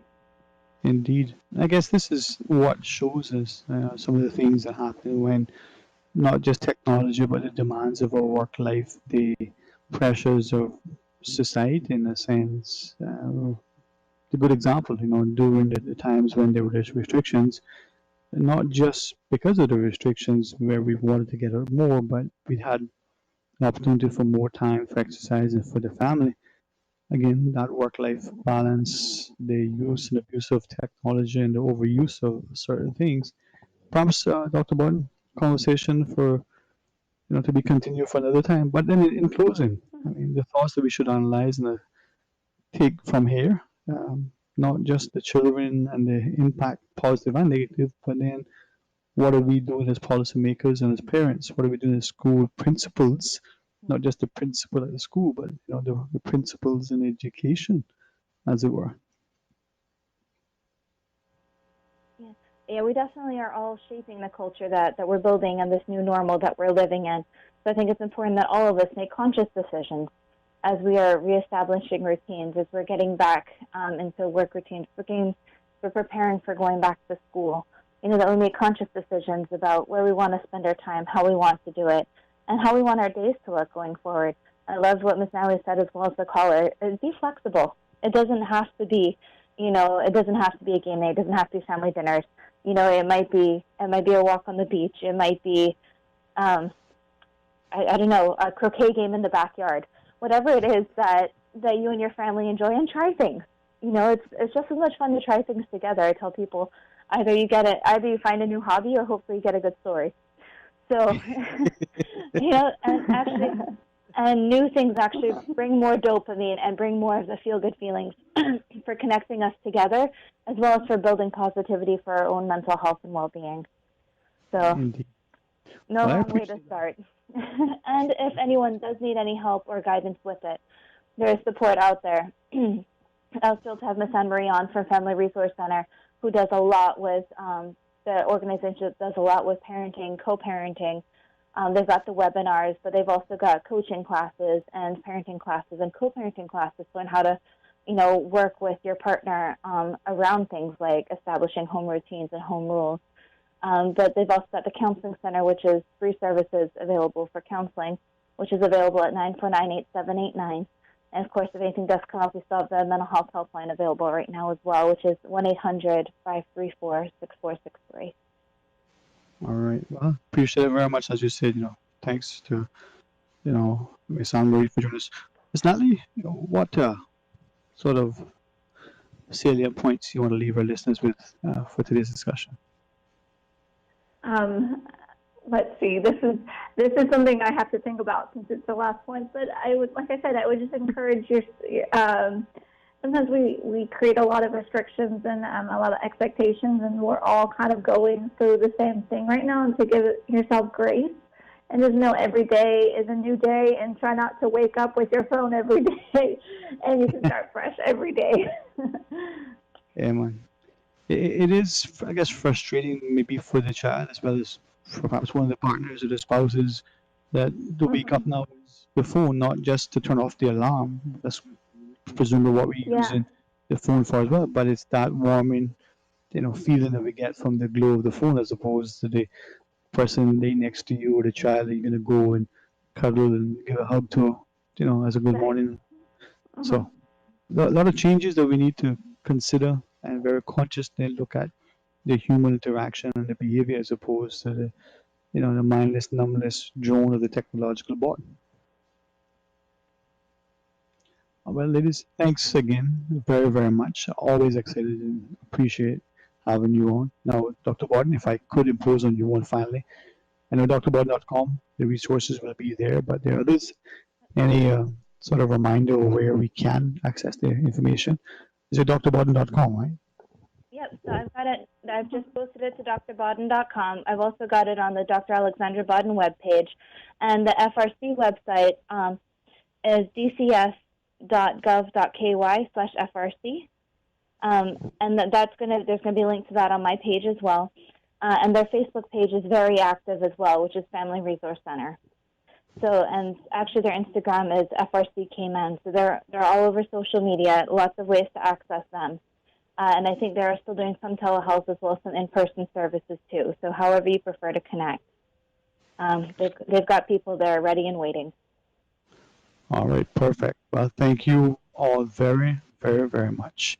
And looking forward to, again, not only maybe discussing more on a future segment of our monthly mental health matters, but even on other things, as and when needed. Because if we can keep our health and well-being of our family and of our society, if we can have these discussions public and accessible, we can be constructive as we critique, the policies as well as some of the inactions.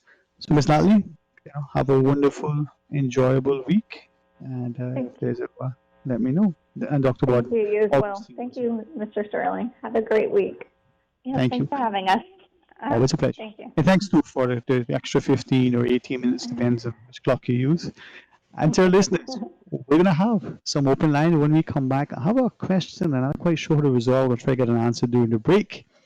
It's about the new measures that the government have announced relative to the use of the sandbar or the non-use, as it were. So if you got someone who can give me some guidance, I'll be happy for it. Stay tuned for Talk Today. Green Turtle, modern solutions to get you through the new normal. Download the Green Turtle app now and top up yours or a loved one's phone with any mobile carrier in any destination. Home delivery of laptops, tablets, phones, accessories, and iTunes and major online retailer gift cards. And now, home deliveries of groceries and courier service. Guaranteed delivery within 2 hours from 9 a.m. to 3 p.m. Visit their list of products at greenturtle.ky or download the Green Turtle app today. Green Turtle is not only the future of mobile, but today it can help save a life. Take a ride on the Green Turtle Express today. Download the Green Turtle app, the future of mobile, saving lives today. The Toyotathon 2020 event is going on now at Vamped Motors. Get our lowest prices of the year on a great selection of our most popular Toyotas with big savings on the new CHR Hybrid, the 7-seater Rush, the adventurous RAV4, the rugged Hilux truck, and more. You can drive home an amazing deal. Save up to $5,000. Take the full discount, get cash back, upgrade your vehicle with your savings. It's all your choice during our huge Toyotathon sales event going on through July. Don't miss out. Come to Vamped Motors for your new Toyota. Let's go places.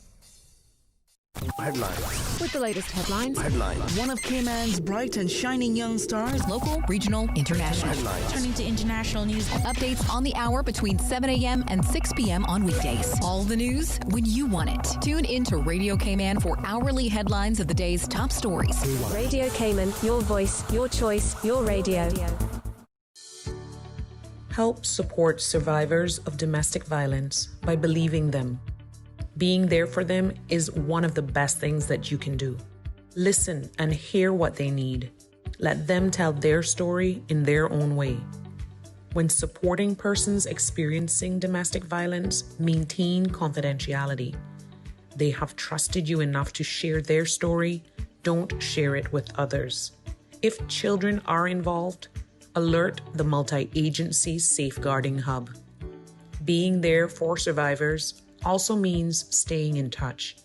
Create a code word or emoji, so if you receive or hear that from them, you will call 911. To help them, it's vital to talk to survivors about their options and help them to evaluate each one. And finally, remember that you cannot rescue survivors of domestic violence, but you can support them on their own terms.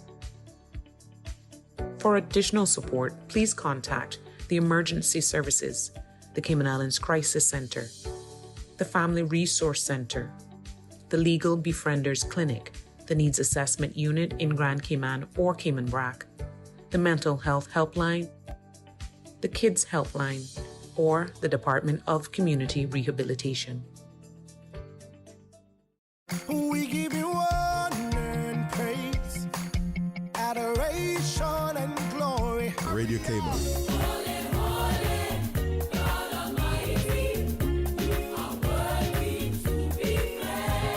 Praise time. Praise him, praise him. Come and let's praise the Lord.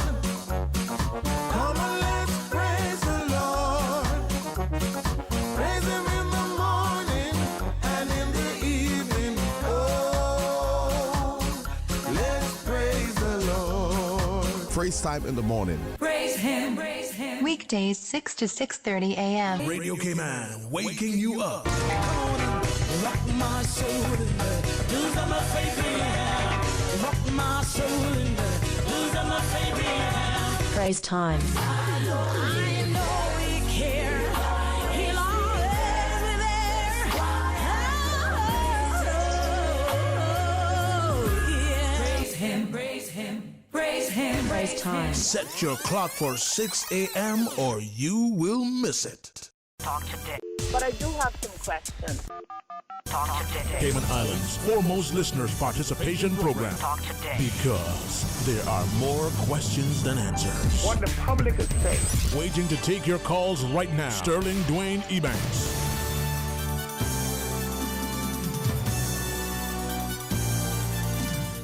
Hey, good afternoon and welcome back. Thank you so much for joining us. It is Open Line as we take you through the Monday edition of Talk Today. It's, the 13th day of July. So my good friend Troy, if you're celebrating your birthday, man, enjoy it.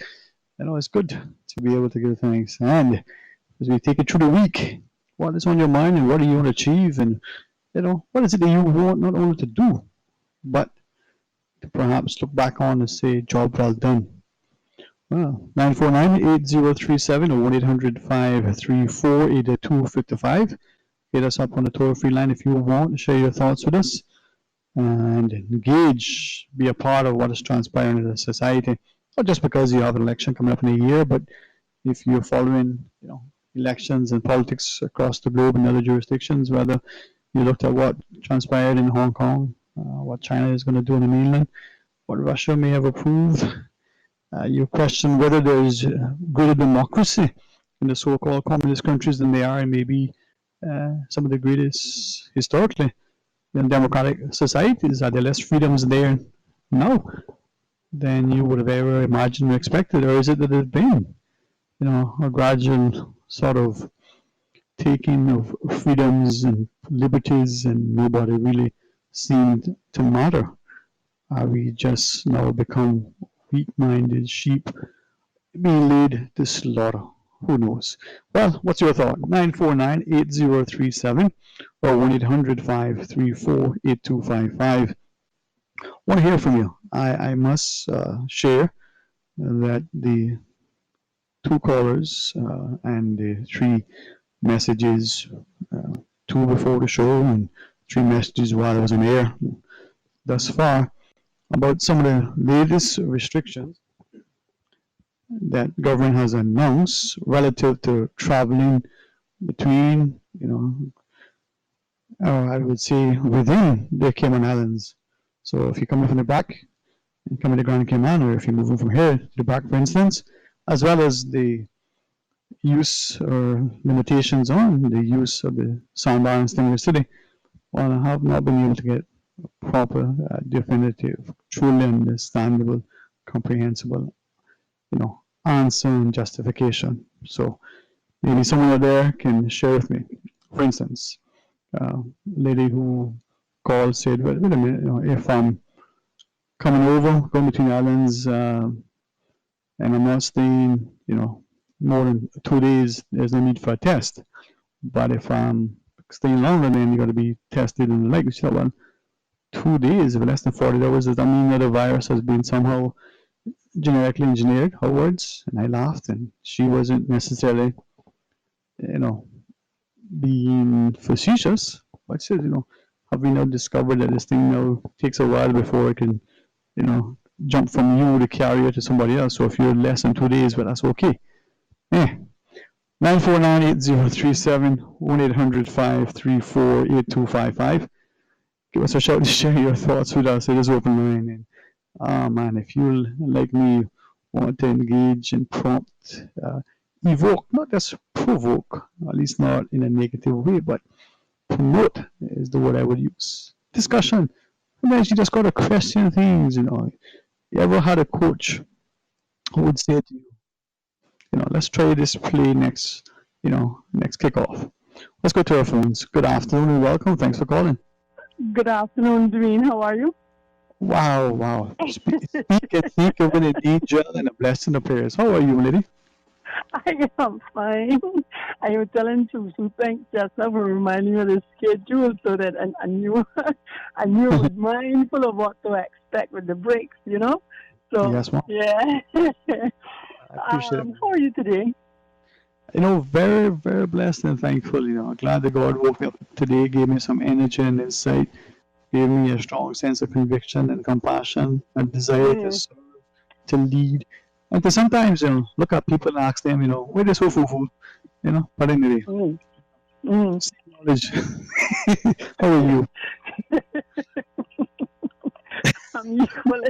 I'm equally as grateful for everything that makes me me. Yeah. I'm very excited of myself.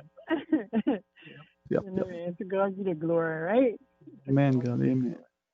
Listen, Dwayne, I got some more that I want to talk about the domestic partnership bill, but not in this call, not right now. I heard the topic that you were talking about, the Department of Environment, the Stingray City.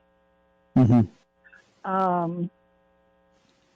think the actions of the Department of Environment are offensive to local Stingray City handlers. I think that it portrays a sense of unworthiness, not being trustworthy.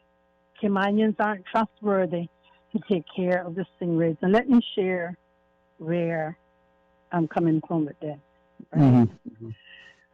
After hurricane, let me go back a little bit further than that. Way back, our forefathers used to go to the Stingray sandbar, North Sound sandbar. That was its name. They used to go there to clean their fish. They would throw the remains overboard because of the mosquitoes. You couldn't clean the fish up inside the mangroves because mosquitoes would have had a really good meal of you. And so generation after generation taught this site and this activity to their sons. One of those sons was Captain Marvin.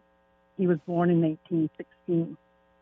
Captain Marvin in 1951, after coming back from sea, injured, he started taking people out to Stingray, what would become known as Stingray Sandbar, and pioneered the first North Sound snorkeling trip in 1951. There has since then been a book printed by another operator here on the island, and in there he claims for the discovery of Stingray City. While there's some accuracy in that discovery, it is not the way that it's depicted in the book and the way that people are led to believe that he was the founder of the Stingray activity.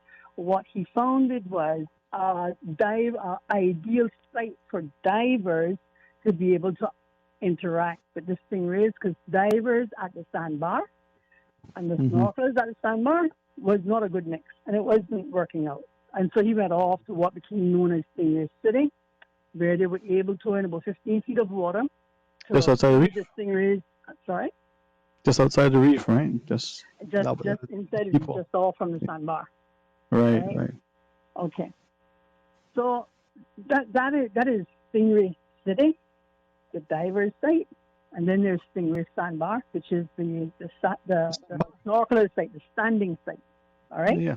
Now, here we are in the year 2020. Right now, we're counting down closer to being in the year 2021. Now, Captain Marvin himself left a legacy of both captains and his own son, and one of whom is Charles Marvin Jr. Yeah. I apologize. Would you have time to stay on? We got the news. I'm just looking at the clock and hearing the whisperings in my ear. We have the news. Do you have time to rejoin us after the break? Just stay on the line and we can continue the dialogue after. Okay. Yeah. Thank you very much for being so amenable. We'll come back and talk about that because we have some questions from people that have not been able to, ask of the officials as yet. So maybe you might shed some light to our listeners. Let's talk about it when we come back. Stay tuned for Talk Today. Your 2 p.m. headlines brought to you by greenturtle.ky. Take a ride on the Green Turtle Express today. Download the Green Turtle app, the future of mobile, saving lives today. Today's biggest news. Radio K-Man. It's only 2 species that we have, on my own. Your voice, your choice. It is in the best interest of the people of these islands. Local, regional, international. This is Headlines from Radio K-Man's newsroom. Today's biggest news. Acting Superintendent Brad Ebanks, who was previously in charge of special operations, has now been appointed to oversee the entire RCIPS operations. With this new appointment, he will now be in charge of quite a few departments in the RCIPS. Acting Superintendent Ebanks has been with the RCIPS for over 33 years. Good afternoon, I'm Dion Anglin with your headlines in News Elsewhere. A U.S. judge has ordered the first federal execution in more than 17 years to be delayed just hours before it was due to go ahead. The judge issued an injunction today, shortly before the lethal injection was scheduled in the state of Indiana. Judge Tanya Chutkan said there were still unresolved legal challenges against the U.S. Justice Department. Daniel Lewis Lee was convicted of killing a family in Arkansas in 1996. And some of the world's richest people have urged governments to raise taxes on the wealthy to help pay for measures aimed at tackling the coronavirus pandemic. A group of 83 millionaires called for permanent change in an open letter. Signatories include heiress Abigail Disney and Ben & Jerry's co-founder Jerry Greenfield. That's a wrap of your headlines. I'm Dion Anglin. Green Turtle, modern solutions to get you through the new normal. Download the Green Turtle app now and top up yours or a loved one's phone with any mobile carrier in any destination. Home delivery of laptops, tablets, phones, accessories, and iTunes and major online retailer gift cards. And now, home deliveries of groceries and courier service. Guaranteed delivery within 2 hours from 9 a.m. to 3 p.m. Visit their list of products at greenturtle.ky or download the Green Turtle app today. Green Turtle is not only the future of mobile, but today it can help save a life. Take a ride on the Green Turtle Express today. Download the Green Turtle app, the future of mobile, saving lives today. For the latest in news and information, Follow Radio K-Man on social media, Facebook, Instagram, Twitter. Download the Radio K-Man app or log on to our website, radiokman.gov.ky. your voice, your choice, your radio. Talk today. But I do have some questions. Talk today. Cayman Islands' foremost listeners participation program. Talk today. Because there are more questions than answers. What the public is saying. Waiting to take your calls right now. Sterling Dwayne Ebanks.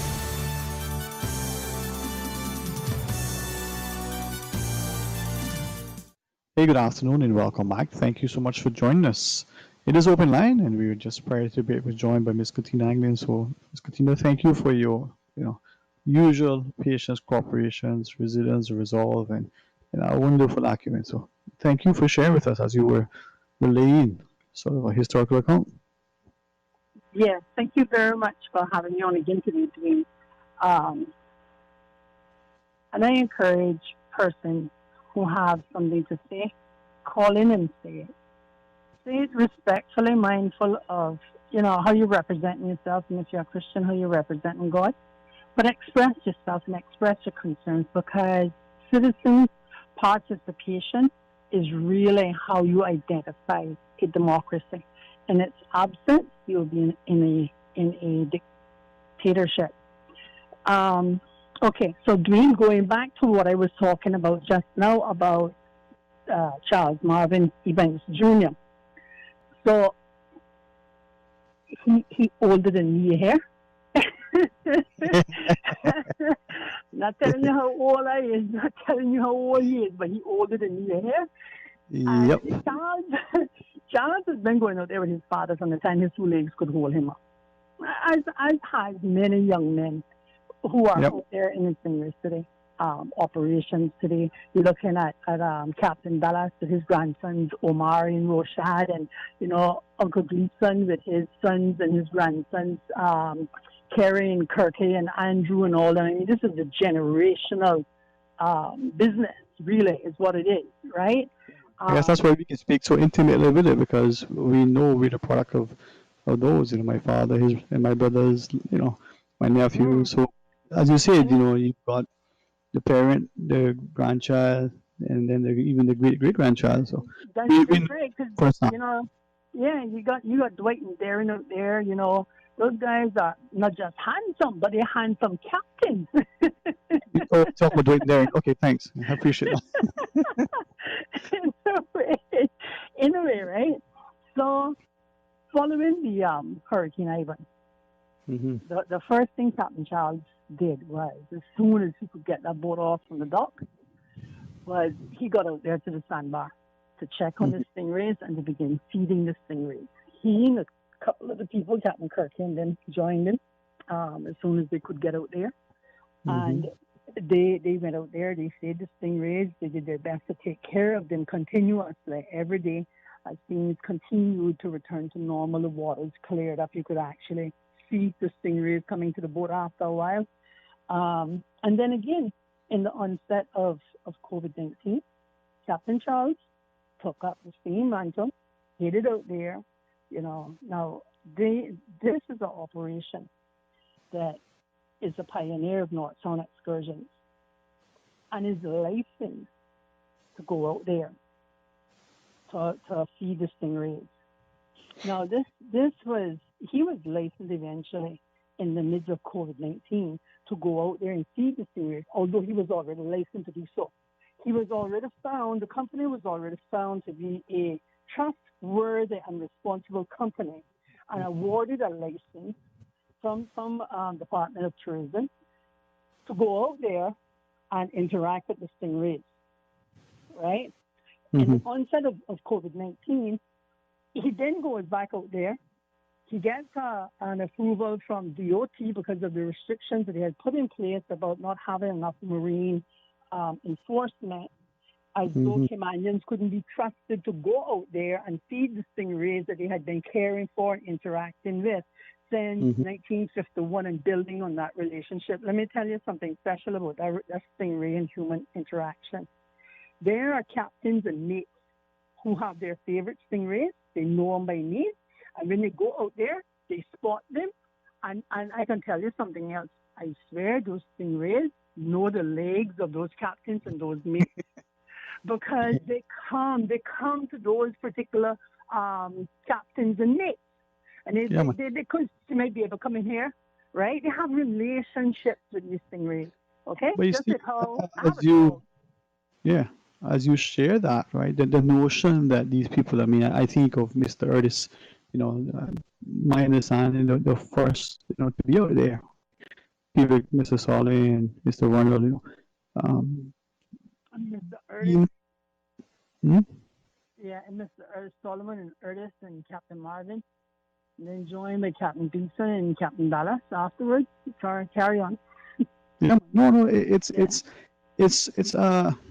something that is transpiring in the society that some hear and don't understand how egregious it is, how just offensive it is for some people to make the exaggerated claims that they make, to make non-founded claims, but equally to be so pious in their, pontifications, as it were, that they don't appreciate it, right? And now, as you were sharing, the notion that, for instance, I'll give you an example that struck me to mention this comment. A lady called to share that she had not long, I don't know whether that was Christmas, whether that was January, or whether that was just more recent, but she bought a boat for her son, right? Presumably and now, as they understand it, they don't have any desire to get into the Norton operation at this time, but he always liked boats. This was, for whatever reason, a purchase. Didn't ask if it was a luxurious boat or whether it was like, our first boat, the aluminum boat, But her son and the family now, presumably, as they understand it, cannot go out to the sandbar as they could in the past because they're not, sort of, they're given the wildlife interaction zone, certification. And to what extent is that sort of impinging on people's rights and freedoms and the use and enjoyment and the mental health and the physical and social interaction, the family values and all the things. And, I do not fully understand what is transpired. I don't know a little more than what I read. But I have to ask the question, how do we come up with some of these things? Well, I guess the bigger question to ask first is, are they lawful? Well, presumably they're not, but, it depends on which lawyer. Because here's something for us to place side by side. You can go to a bar, no limitation on how many people are around the table, but the tables must be 6 feet apart. Unless it's the same household and we can be congregate together without limits. Okay, there we go. So how do we end up with this disparity then when you're looking at who can go to Stingray Sandbar and who can't go to Stingray Sandbar and how you can only have 10 people on a boat? I can assure you that some of the boats that are going to Stingray Sandbar have way more square footage than some of the liquor stores and more square footage than some of the bars. And I can assure you that the majority of persons on those boats going to the sandbar are a whole lot more sober-minded than those who are going in the bar at the time. Right. All right? Let me put another question. So sorry, go ahead and I'll ask it. Go ahead, sorry. My apologies. How do we gauge and how do we apply social distancing so unevenly? Because how can you have persons congregating in such close quarters, in such high numbers, but then such heavy-handed restrictions? I read this thing talking about $1,000 fine on a Stingray for the operator who can only carry out 10 people at a time. Yeah, man. I mean, when you talk about a heavy-handed application of arbitrary law, this one is far regulation, out in the not field. law, right? Regulation, right? Yeah, regulation. Yeah. Sorry. Thank you very much. No. I'm being reminded of it because some sort of okay, but this asks the question, right? And I'll put it this way as was given to me. And one of the comments that was sent to me saying, you're in the sun, you're in the salt water, and that was emphasized. So presumably, this thing now should probably be susceptible to that sort of exposure. But even if it isn't or isn't, your comment was also relayed to me that I can be in this space indoors closer than I can be out on the sandbar. But one comment that was shared with me said we impose restrictions on, again, presumably private individuals grabbing a boat and heading out there, but we won't go far to say, okay, well, only the Northern operations for Caymanians. Oh, that's a how did the lady put it? Oh, that would be assumed to be against human rights, right? But we can put restrictions on entry fees and usage and limitations. I can't repeat it in a respectful way for public consumption. The comment that was relayed to me. There were no expletives used, but certainly it wasn't a respectful comment relative to the ignorance as was shared with respect to some of these things that we come up with Green, there was some parts of your comment that was broken up, probably because of my phone. But No, I did get a part about being in the about being in the salt water. I did get that quite clear. And we're talking about not just being in the water, but being in a living body of water with constant wave action. Mm-hmm. Right? Now, we all know of the cleansing power of salt water as well. We use it for things such as cleansing of sinuses and you know, whenever you have a scratch on the outside of the person, you say, boy, I need to clean that, going in the water. Because it has a purifying aspect, right? So where then are we safer? In the bar, in the restaurant, in the hair salon, or on a Stingray Sandbar, right? But, you know, when I think about a maximum of 10 people on a boat that is certified to carry up to, let's say, 60 passengers, right? The high cost of operating with fuel and so on and so forth. And then thinking about how much you would have to charge the passengers in order to make that a worthwhile trip. Because you can still need, on a boat that size, you can still need to have a captain and a mate. You got to pay for your overheads, you got to maintain your insurance, you got all these things going into it. So who is then going to Stingray Sandbar? Are you and I going to be able to afford to go there on one of these ships? I don't have a boat. I don't own a boat. So I would have to purchase a ticket on a boat.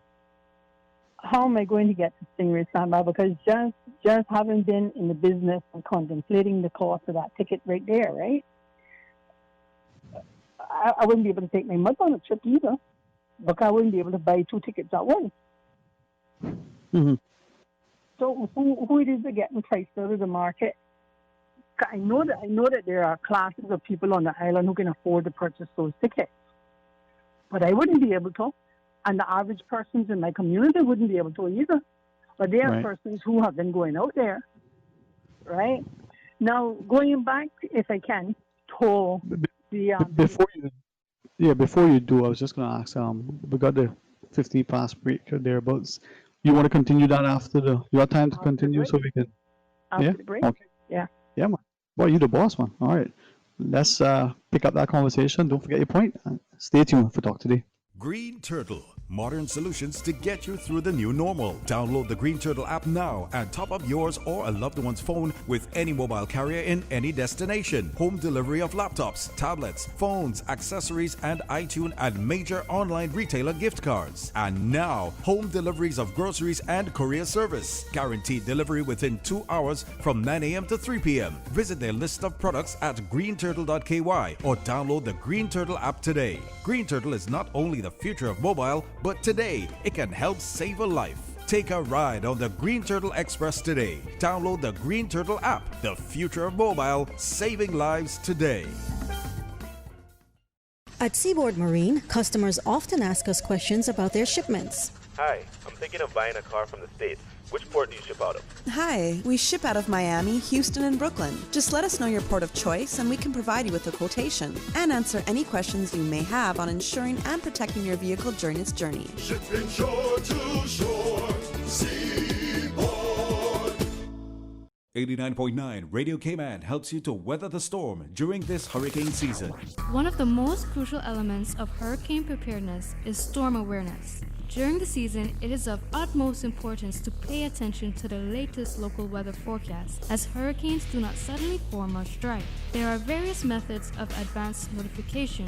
Utilizing such may be the difference between a favorable outcome and disaster. Both television and radio serve as excellent mediums with up-to-the-minute storm path information in the wake of a hurricane. Another method of tracking a hurricane may be only arm's length away. Your smartphone or tablet can be your most valuable tool before, during, and after a storm, providing countless numbers of apps with crucial hurricane information. Many apps allow you to track storms with moving radar and satellite imagery, plus offer alerts, current conditions, forecasts, advisories, and even video. This hurricane preparedness tip was brought to you by your community radio station, Radio Cayman 89.9 FM.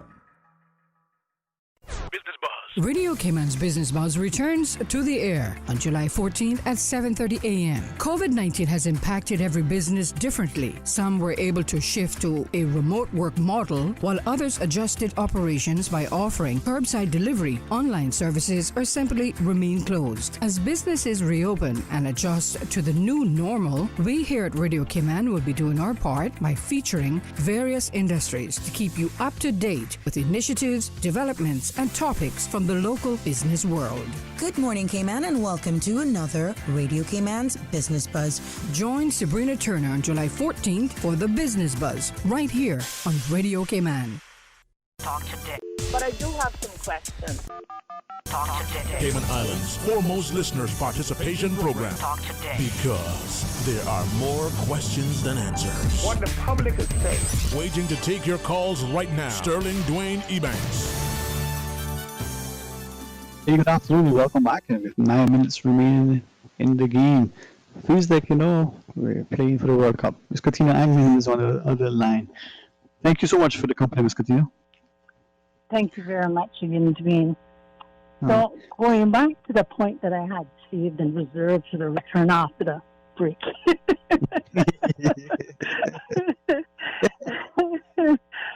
I wanted to look back at, the actions of Department of Environment in pulling these licenses that had been granted to Captain Charles and Captain Chip of Cayman Stingray Sailing, right? So they were going out there and feeding the stingrays and so on. Now, and this is on the onset of COVID-19, right? Then on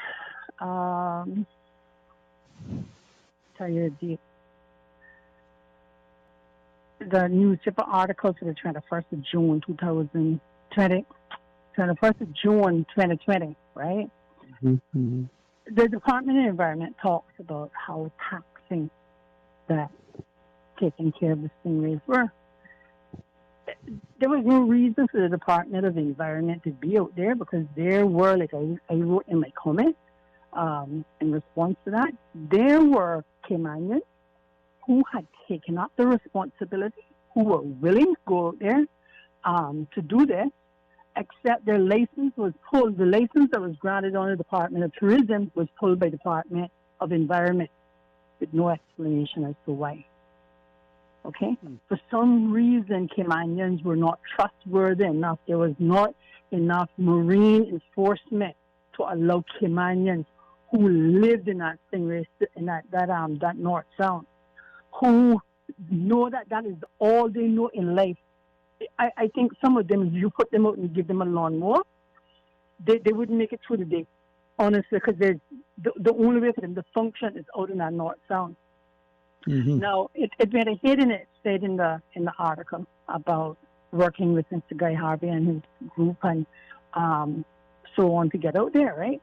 Now, that's all fine and dandy, and I appreciate the Guy Harvey Institute, Ocean Foundation for all of its work, and give credit where credit is due. He's done some amazing things, and he's got some valuable contributions about the environment.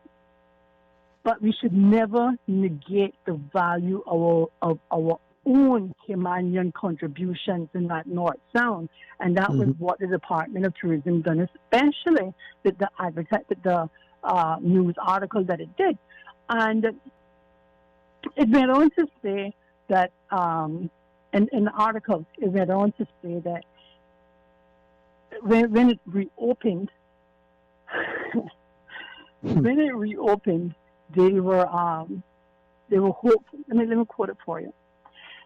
And hopefully we'll be able to involve more of the local operators as we move forward so that they can come out and get a first-hand experience with how the sandbar is, so they are fully prepared when they get back to the business of taking people here. That was by Mr. Austin, right? Who Who are you going to teach about that stingray sandbar? Captain Gala? Captain Taylor? Crosby? I mean, I put just a few. I put a few other names in there, right? To try to make the point. Mm-hmm. Let's take this call because I think. Well, let's see what it does. I mean, it may. Let's go to the phones. No, let's take the call. Yeah, welcome. Thank you for calling. Hello. Hello. Good afternoon. Good afternoon. How are you doing? Very well, sir. How are you? I'm okay, and good afternoon to your guests as well, your panel. Yes, sir. Yeah, I just thought like there's a little bit of information that is missing about the founders of Stingray City. Mm-hmm. I remember as a very, very young boy, 7, 8, 9 years old, the man that was called Funning, Reid Fun, but they called him Funning. Mm-hmm. Mm-hmm. And Mr. Ellington, Mr. Howard Parson, and one called Vivian Oldfib. Funny was one of the prime guys that used to get the conchs and start to pop them at the sandbar for two reasons. It was shallow water there, and the second reason, the stingrays used to torment the fishermen, you know, cutting off their line and so on. So I would say that it was something between Captain Otis as well. He was one of the early guys that, you know, used to go to Stingray City. So I just thought that I would call in and kind of give some heads up on some of the founders as well. So that's what I just want to say. So don't only with people like Mr. Otis and you know, Reid Fun and Mr. Howard Parson and Ellington and Vivian, and there's a few back there that are still, you know, people that probably don't remember them or never heard of them. So I just thought that I would kind of put that in, and hopefully, well, it'll be taken in the context it would mean to be. So have a pleasant afternoon. Thank you. Yeah, thank you, Shinad.